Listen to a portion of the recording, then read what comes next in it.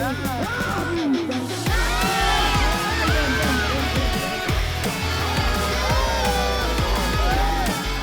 keanekaragaman budaya serta kearifan lokal di Indonesia tidak ada batasnya. Dari tradisi atraksi budaya hingga kearifan lokal masyarakat yang memanfaatkan alam sebagai sumber kehidupan. Febi Hananto akan berpetualang menapaki keanekaragaman budaya Indonesia dan kearifan lokal masyarakatnya.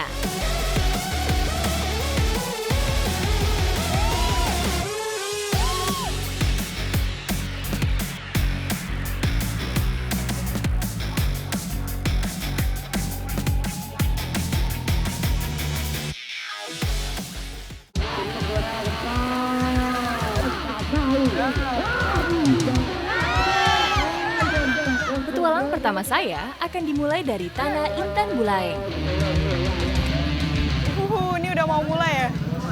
Sudah sampai Sumbawa, kurang lengkap rasanya kalau tidak ini mengikuti kegiatan balapan kerbau.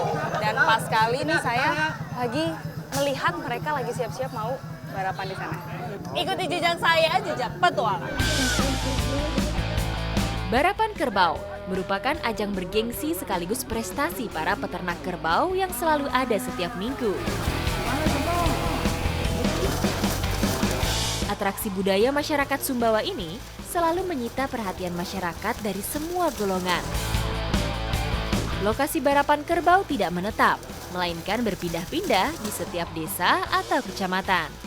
Tergantung kesiapan dari panitia penyelenggaranya.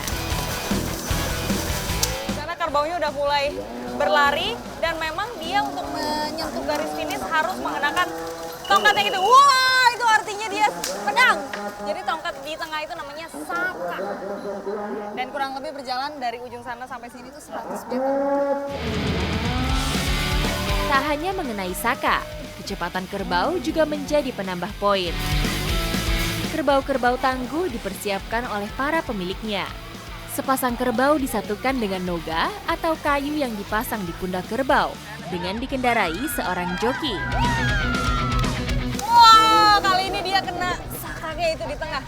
Gak seru nih kalau cuma nonton doang. Kayaknya abis ini saya mau datengin ke sana mau ikut main juga.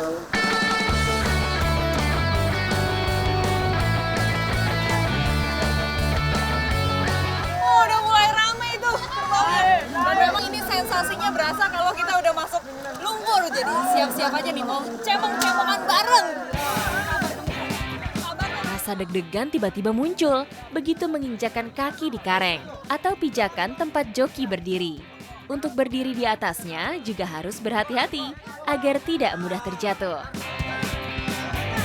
Jadi memang ini kaki saya digunakan sebagai kuda-kuda. Belum.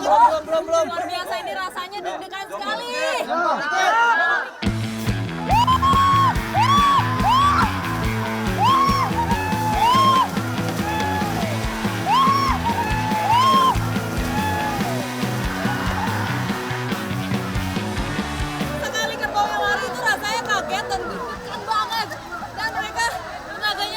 Jadi saya pegangannya memang harus benar-benar kuat sekali. Tidak mudah memang mengendalikan dan mengarahkan kerbau dari atas kareng.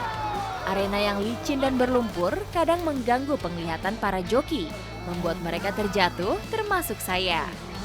Keseimbangan juga menjadi faktor penting.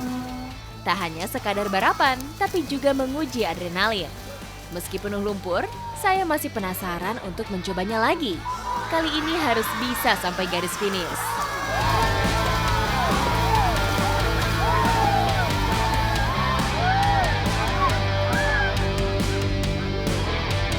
Luar biasa. Yang kena. Saya senang banget. Meski tidak mengenai saka, tapi saya senang karena bisa sampai garis finish ditambah sorak-sorai masyarakat yang menyemangati saya. Sekarang saya mau nyoba lagi untuk yang ketiga kalinya. Oke mas, saya naik ya. Ini lama-lama saya jadi hantam ini.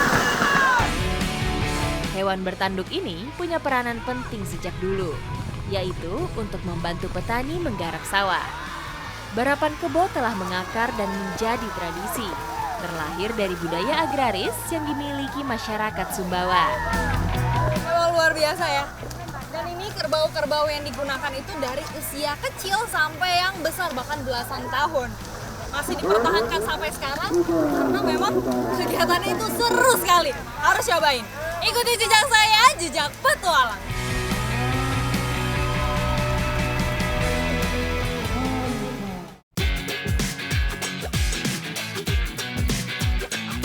Petualang saya terus berlanjut mengikuti kearifan lokal masyarakat Krui memanen getah damar.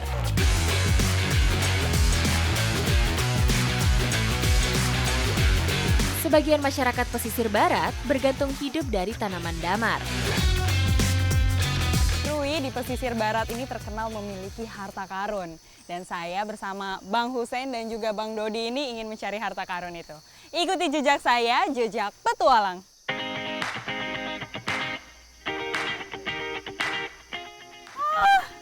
Ini saya nggak nyampe nih Bang, belakang. Orang 3 atau 4 orang baru nyampai.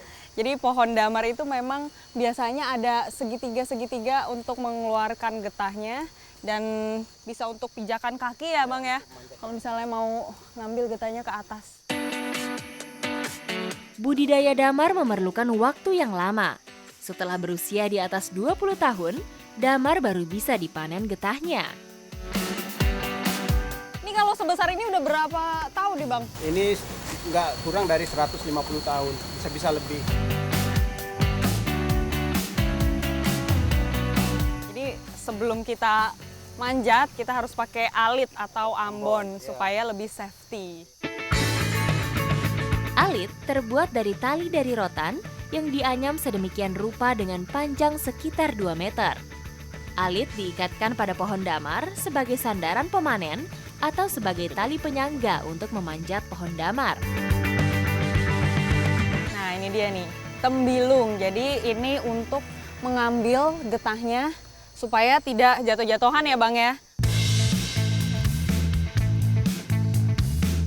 Selain ukuran pohon yang lebih besar, talinya nggak bisa yang kecil-kecil, pendek. Jadi dia menopangnya lebih enak. Akhirnya nih saya sudah mendapatkan tempat yang nyaman supaya kita ngambilnya juga tenang.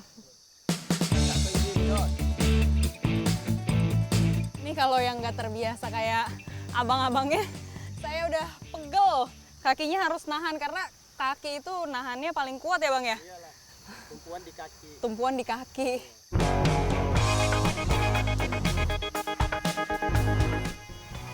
Ada yang masih lengket.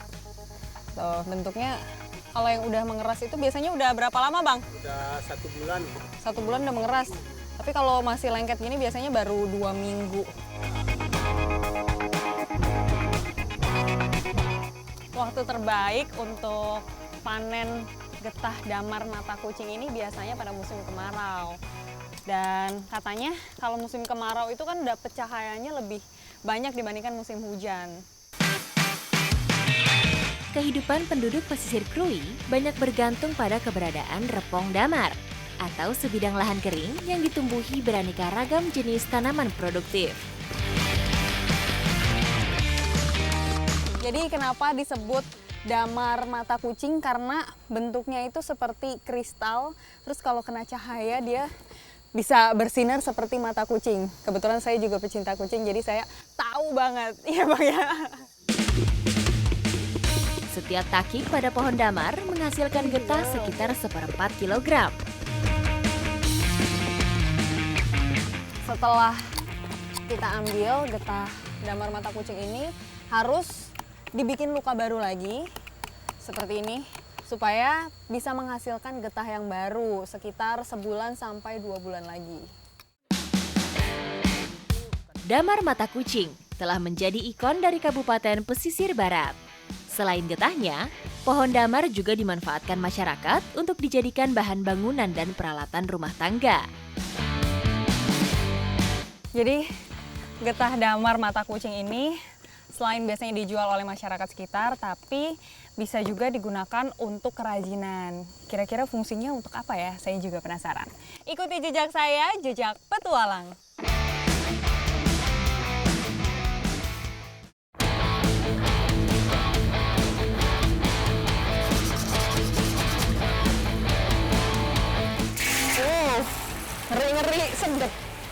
Jadi ini dia, getah damar mata kucing ini dimanfaatkan sebagai vernis kesenian. Vernis bisa melindungi media kayu dari efek panas, hujan, maupun serangan serangga. Dan kualitas getah damar mata kucing ini sudah yang terbaik karena paling bening, kuat juga, terus serat-serat kayunya ini jadi tertutup dan jadi lebih mengkilat.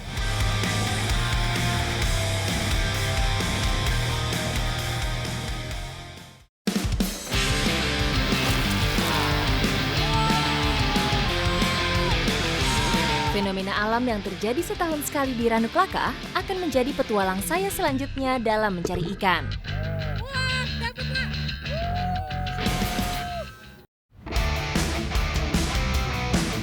Kabupaten Lumajang, seperti kepingan surga di belahan timur Pulau Jawa. Keindahan alamnya tidak diragukan lagi. Ada fenomena tahunan yang ditunggu-tunggu masyarakat di sekitar Ranuklaka. Hari ini seluruh masyarakat Ranuklaka berkumpul untuk melakukan pesta koyo. Pesta yang memang hanya ada setiap 1 tahun sekali. Ikuti jejak saya, jejak petualang. Saat fenomena koyo, stok ikan akan melimpah, sehingga membuat harga ikan akan cenderung turun. Meskipun ikan mabuk karena anomali di Ranuklaka, namun ikan ini aman untuk dikonsumsi.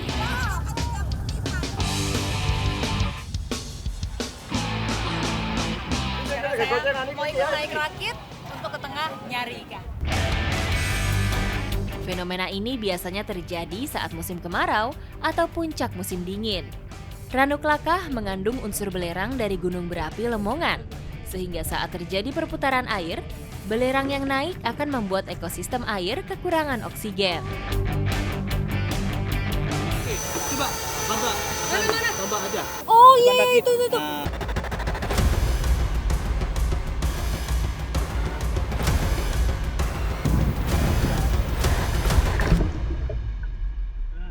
Aduh, gak dapet. Bentar, aduh. Meskipun ikan sudah mabuk, ternyata untuk menembaknya tidak semudah yang saya bayangkan. Aduh, belum. Dikit lagi, Pak.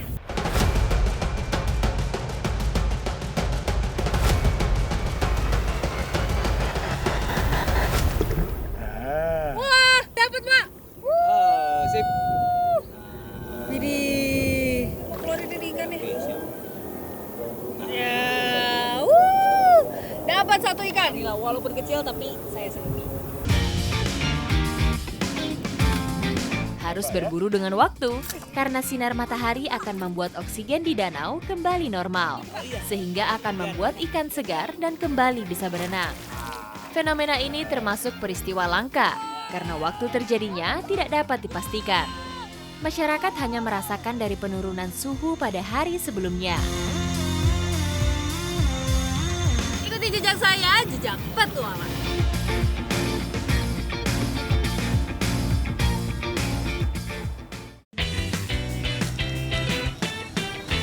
Masyarakat di sekitar Ranuklaka, sebagian besar nenek moyangnya berasal dari Madura. Tak heran resep kuliner di sini juga terpengaruh dari sana. Ikan hasil koyo hari ini mau dimasak menjadi songkem ikan nila. Nah, ini saya lagi mempersiapkan bumbu-bumbunya dulu dan yang pastinya akan dimasak secara unik. Bumbu songkem ternyata sederhana sekali. Namun ciri utamanya menggunakan bumbu petis khas Jawa Timur. Songkem itu mirip seperti pepes tapi bedanya dia itu khasnya pedas. Makanya ini semua cabai akan saya ulek. Selain bumbu, yang unik dari memasak ikan songkem adalah prosesnya. Mengukusnya itu pakai pelepah pisang karena pelepah pisang ini mengandung air dan nanti rasanya dan aromanya juga jadi khas ya Bu ya. Cara masak seperti ini membuat daging ikan lebih empuk dan bumbu meresap sampai ke dalam. Gak lupa ditutup pakai tanah supaya seperti di presto. Jadi asapnya gak akan keluar, benar-benar keungkep ya Bu. Setelah kuali tertutup rapat, kita masak di atas bara api yang besar. Dari aromanya saja, sudah dipastikan olahan songkem ikan ini sangat pedas. Songkem ikan nila. Nah, saya langsung cobain ya, Bu. Nah, benar. Pedasnya benar-benar masuk banget ke tekstur daging ikannya. Biasanya kalau songkem itu nggak cuma ikan, tapi bisa buat ayam, bisa buat bebek juga. Tapi ini buat ikan enak loh, Bu.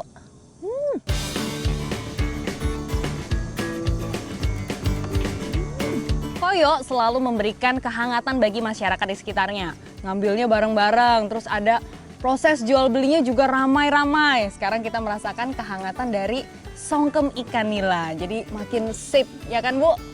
Ikuti jejak saya, jejak petualang.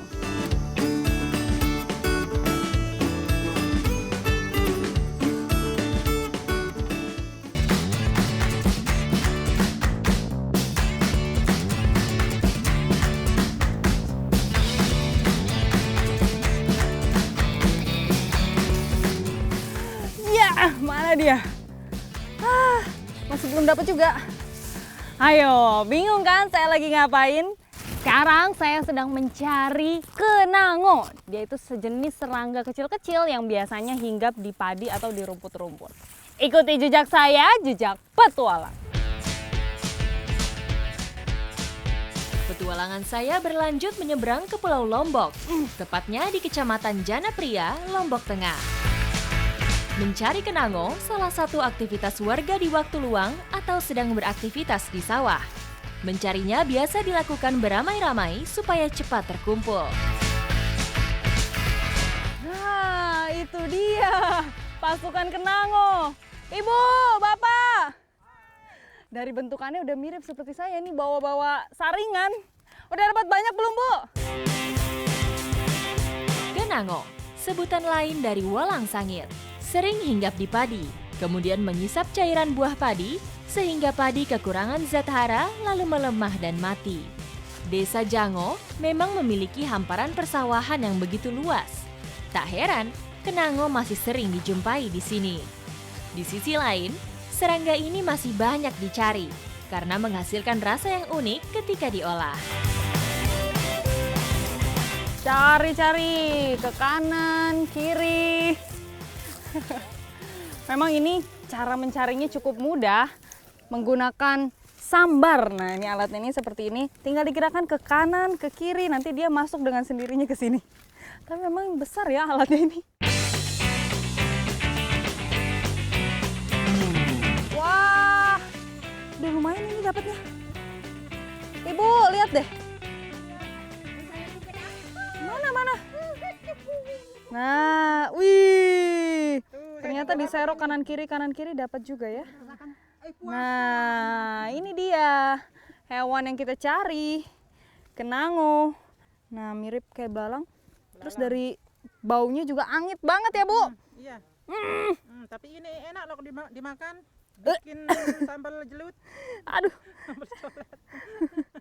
Nah, dari ciri-cirinya emang dia bentuknya kecil terus warnanya agak coklat tapi ada hijau-hijaunya. Aroma yang angit merupakan bentuk perlindungan dirinya, sehingga musuh enggan mendekat. Baunya berasal dari dalam tubuhnya. Kelenjar tersebut dikeluarkan ketika merasa terancam. Jadi memang kenango itu dulunya ditemukan oleh petani yang lagi mantau padi-padinya. Kemudian ternyata itu bisa diolah menjadi olahan makanan. Kira-kira seperti apa ya? Ikuti jejak saya, jejak petualang.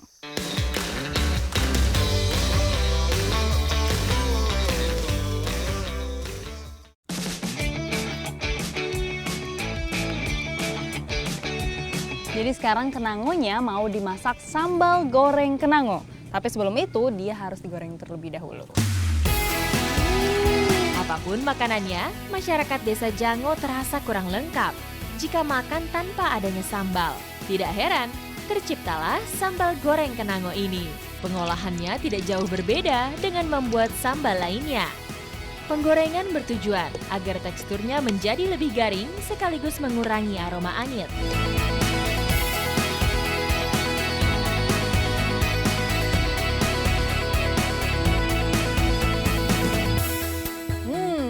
sambal kenango sudah ada di depan mata.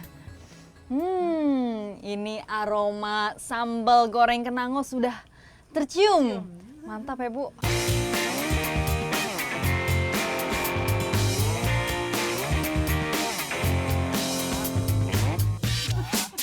Dulu ya, Pak. Ayo, Bu, makan ya.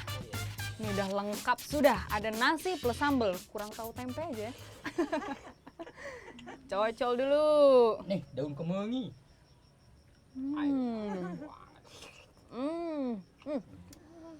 Pedes. Pedes bener. Pedes dan memang Namanya aja orang Lombok. dan memang kenangonya itu sangat berasa Enak. dari aromanya. Ya. Cuma Wangi. belum terbiasa di lidah saya, Bu, ini. Mayat. Tapi mai lah. Mai getin. Meski tidak sepopuler sambal lainnya, serangga berbau ini memiliki cita rasa unik sehingga banyak disukai. Ternyata serangga kecil seperti kenango bisa menjadi olahan bahan makanan. Bahkan ini menjadi sambal khas Lombok ya, Bu ya. Luar biasa dan saya beruntung sekali bisa langsung nyobain di sini. Ikuti jejak saya, jejak petualang.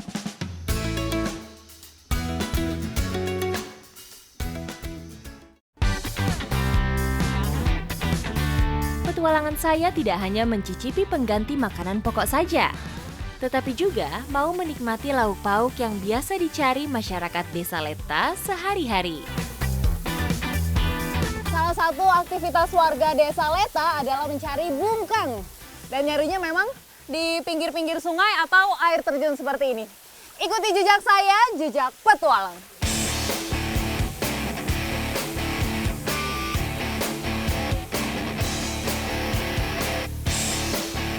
Ini dia yang kita cari, bungkang, kepiting kecil-kecil dan larinya juga cepat sekali. Tuh, dia ngumpetnya biasanya di balik-balik batu. Bungkang termasuk kepiting sungai. Di daerah lain dikenal dengan sebutan yuyu. Berbeda dengan kepiting laut, ukurannya kecil dan bertubuh gelap. Memiliki tubuh yang tebalnya sekitar sepertiga dari lebar tubuhnya. Biasanya cara ngambilnya juga dengan tangan kosong saja. Karena terlihat dia punya capit tapi capitnya kecil. Meski bercapit kecil, tetap saja memberi rasa nyeri pada tangan. Jadi memang banyak warga yang mencari bungkang karena ini menjadi sumber lauk pauk hari-hari. Karena biasanya di sini tuh susah mendapatkan ikan, jadi kepiting juga jadi. Pemuda di sini memang sudah andal mencari bungkang. Terbukti, meski hanya mengandalkan tangan kosong, hasil yang didapat cukup banyak. Mana? Oh ini. Ya, dia nyapit.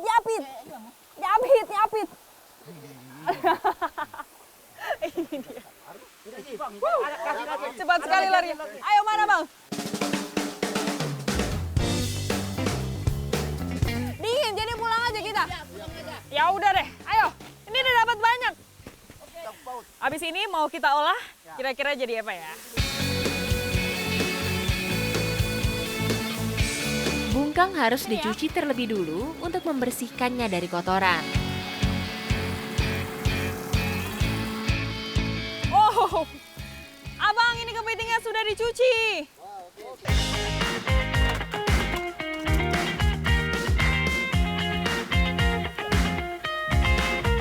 Jadi olahan kita sekarang ini namanya uriang bungkang. Karena pakai daun uriang ini. Dan fungsinya itu sebagai pengganti asam. Jadi kalau di sini cukup menggunakan bumbu yang sederhana saja sudah bisa jadi olahan makanan yang enak. Bapak kasih masuk bumbunya. Sudah bisa ini? Wah, warnanya aja sudah berubah seperti ini nih. Mulai dari kuahnya sampai kepitingnya. Berarti bumbu sudah siap untuk dimasukkan.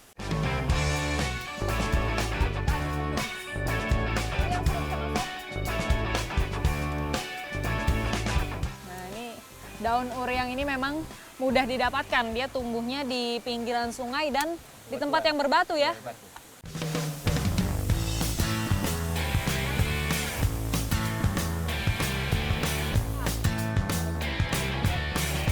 Tidak perlu waktu lama. Uri yang bungkang siap disajikan. Apa perpaduan antara asin, asam, dan dagingnya yang manis. Aduh. Lahap semua makan ya? Mantap, mantap. Barusan jumpa. Uh.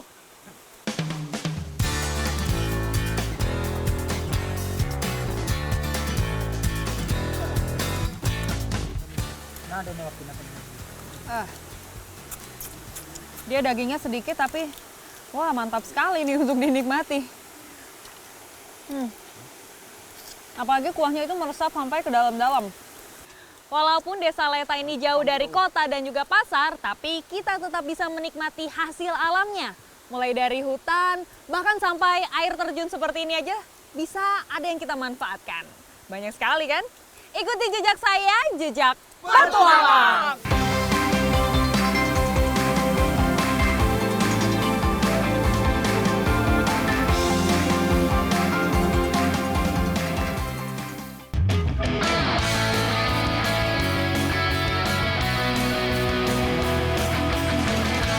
Provinsi Jawa Tengah dikenal memiliki beragam kebudayaan yang hingga saat ini masih dilestarikan oleh masyarakatnya.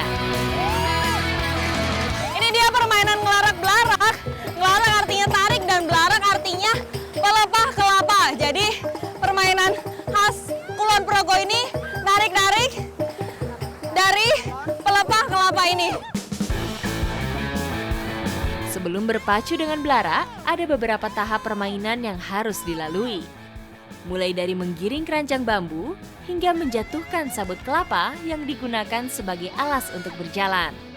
Lalu, kereta belarak atau pelepah pohon kelapa harus ditunggangi oleh satu joki wanita. Dan penggeraknya bukan hewan seperti sapi atau kuda, tapi 3 pria dengan tenaga ekstra untuk menyeret kereta belaraknya.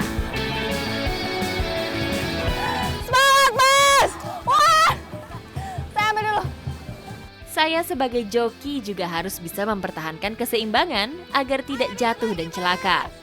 Wah! Masih udah capek bawa saya. Padahal saya nggak berat loh, Mas. Lika-liku permainan akhirnya terbayarkan dengan kereta belarak yang melintasi garis finish.